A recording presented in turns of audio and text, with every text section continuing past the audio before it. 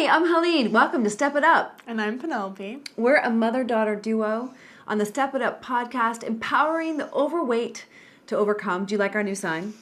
I like our new sign a lot. That was Penelope's choice. That's and right. pink, I love it. Yeah. Me too. Curious if you like it. We're kind of playing with it, trying to figure it out. Yeah. We're not really the fluorescent sign people. Not yet, we aren't. No, but, we're going to make it work. We like it. We like it. Yeah. We hope you like it too. One topic that comes up a lot, especially when it comes to our methodology, how we live, and how we are stepping it up literally every day in every way, comes around restriction. So we know people who've attended really sophisticated eating disorder clinics. I myself have a bachelor's and a master's degree in nutrition, and I've also taken additional training in nutritional psychology. And so, we've been around a lot of people throughout our entire lives who've been losing weight in different programs. Mm-hmm. And there's this whole idea of restriction. So if we restrict too much, then it causes like binge eating or anorexia or bulimia or any extreme, right? If you do anything in one extreme, it's usually going to like get you and bring you over to the other extreme.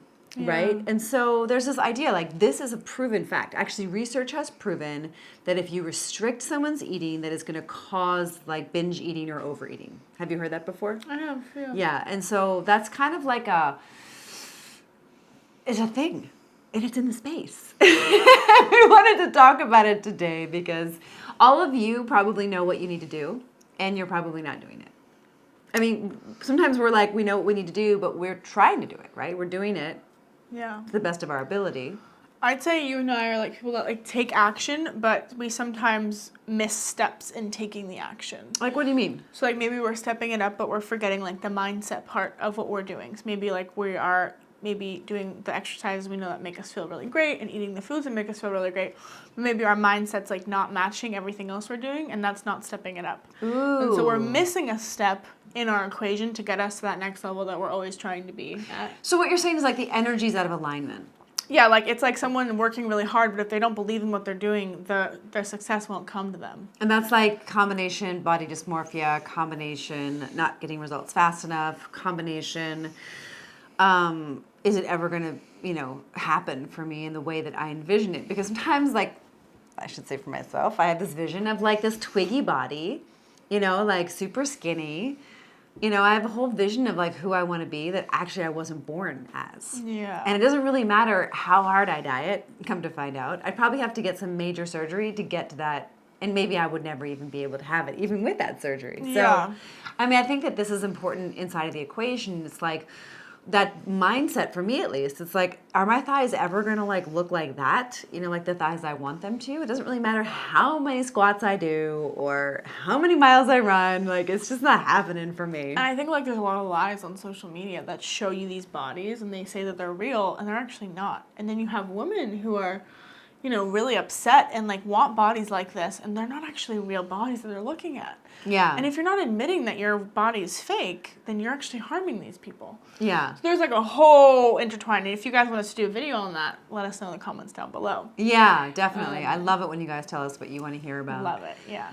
Another thing that is inside of this equation with restriction is like, well, if I don't eat any of this or I don't eat any of that, then maybe I'll get this body or maybe it'll work. And I think for us, and what's unique about the Step It Up methodology is that we're really interested in foods that are healing, thoughts that are healing, movements that are healing.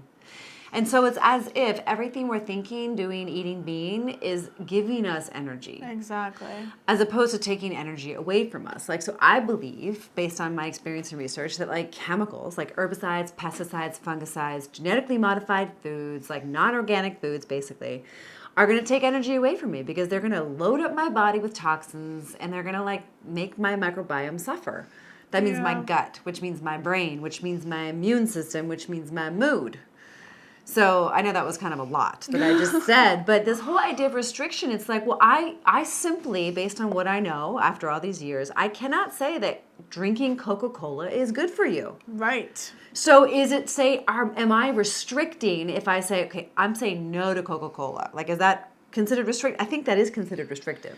Yeah, and like a lot of people will say like, oh, well, the way you got to be, you know, the weight I am now, I lost 130 pounds, people would say like, oh, you only got to that weight because you restricted. And it's like, I restricted in a self-loving way. And what that means is I'm taking care of myself in a self-loving way, which means I'm moving my body daily. Yeah. I'm eating foods that benefit my body in a lot of different ways. And so eating foods that don't benefit my body is actually hurting me. So you can say it was restriction, but it was self-loving restriction. There's a difference between self-loving restriction and restriction where you don't eat for days, or you're stuffing your body with pizza and burgers. That is restriction in a different way. You're restricting your body of loving nutrients that your body needs. And so I would say that that's like a negative restriction. And I'd say that fueling your body with, you know, vitamins and minerals and, you know, fiber is a way better way to live. And that's not restriction. That's self-loving restriction, if you will. Self-loving selection. And this is a really big topic because there are certain things I choose to leave out because they make me feel bad. They make me feel horrible. I mean, you and I both, we cannot eat dairy, we cannot eat flour, we cannot eat sugar. And we're also, if we do, we'll get addicted to it like that. Well, speak for yourself. Okay. Flour and sugar are addictive substances. There's no doubt about that. There's even research to back that up. Like in neurobiology and psychology, like that's a fact. It tastes bad to me. Like when I eat flour, I don't enjoy it.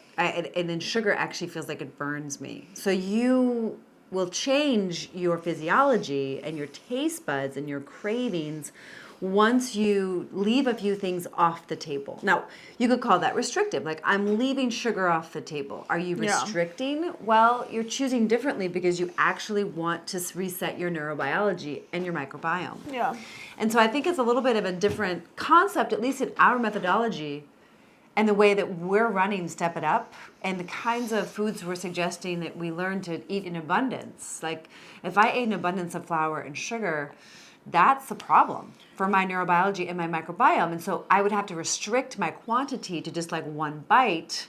And that's actually going to take energy away from me, not give energy to me. And it's going to cause an addictive pattern in the brain, right?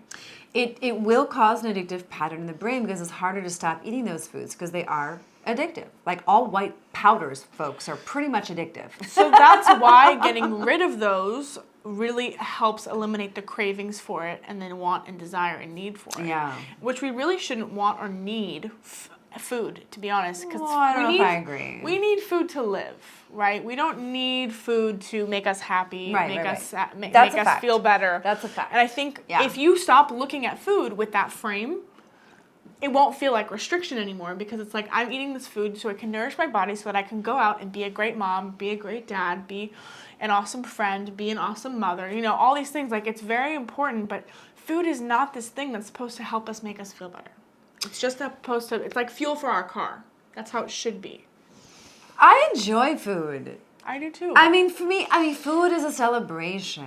Yes. And like it is like the ultimate act of self-love, nourishing ourselves. It's so deep and it's so emotional. And I agree with you. Like the ideal scenario is no attachments, then therefore no suffering, because we all know that no attachments equals no suffering. That's what I believe, guys. That's what I believe. Yeah, and like, I mean, we get hungry and we have to eat. Okay, so do we enjoy it? Do we not enjoy it? So I just want to call it out. Like everybody thinks that getting healthy is not tasty and is not fun.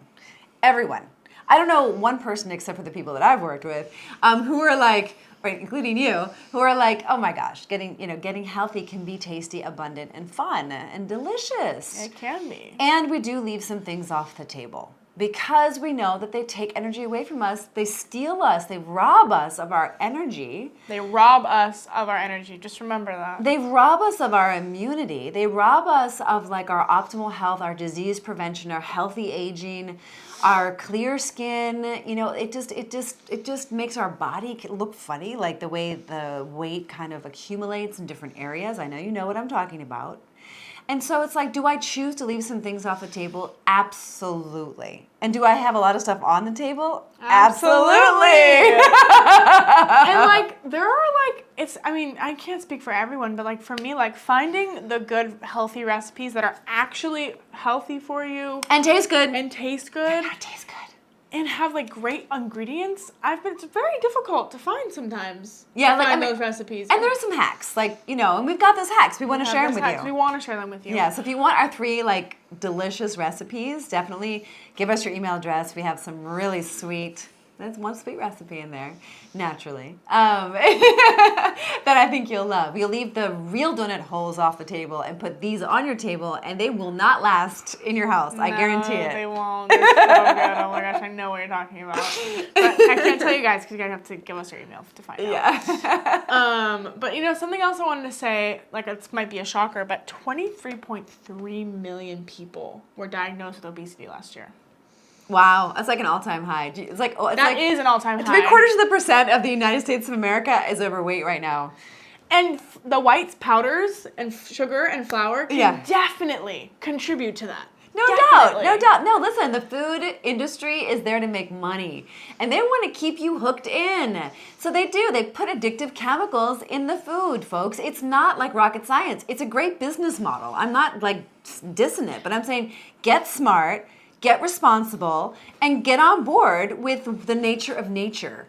And if you're going to leave stuff off the table, leave denatured food off the table and start eating food from its source, whole foods, in season, ripe. And stop being a consumer.